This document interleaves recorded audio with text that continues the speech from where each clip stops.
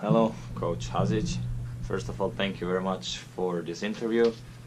I have to talk about what it means to live a courageous life, and you were the first guy who came in my mind as you lived your youth and the majority of your life in Bosnia, and in the 90s war broke out there, and you were a refugee and had to escape. That's the reason why you came here to the United States and Mount Mercy. So could you please tell me how was it to escape from a country where the war broke out, and what was your view of the whole situation? Well, thank you for inviting me, Ljubiša, and I'm happy to share my story briefly.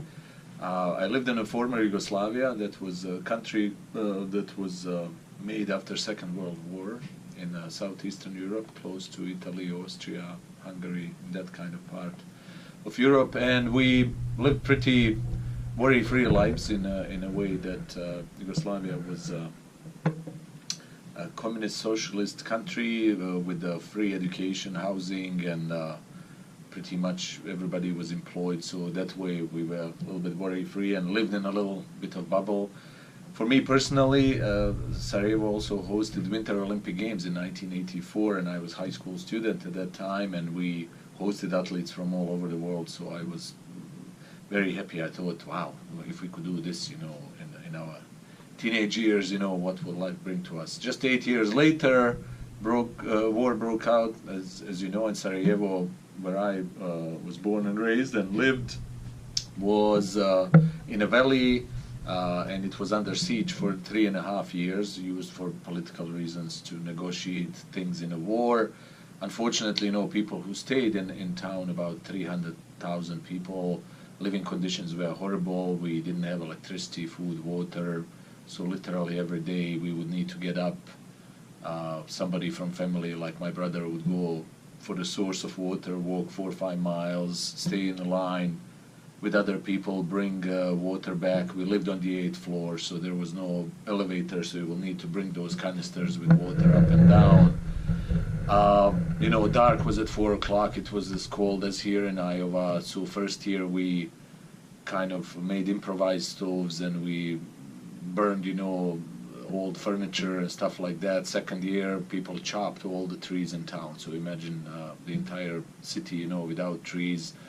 By the third year, we burned everything that can burn. My mom jokingly said once that one old shoe, if you burn it, can make a good lunch, because it gives you enough of the stuff. After 3 years spending in those conditions, I decided that it's time to go out. I thought war will never stop at that time. The only way out was through the tunnel that people dig underneath the airport, where UN soldiers were stationed, and it was about half-mile trip. You could take 2 bags with you. I packed, I didn't know what to pack in those 2 bags, but I packed some necessities. I went through the tunnel, which was very primitive, low. There was nearby river, mud was through your knees. You kind of walk with 500 other people in one direction. At the end of the tunnel, guides are guiding us to Mount Tigman, where we had the Winter Olympic Games, and that's about 10,000 feet mountain, and we needed to walk up on top of the mountain where buses were waiting to take us to safety. From there I escaped to Croatia, to Istria, in a refugee camp in Pula, and I spent 8 months there, living in really tough conditions in refugee camp. For example, classroom-sized room with about 10 families living inside, and everybody blaming everybody for war and stuff like that.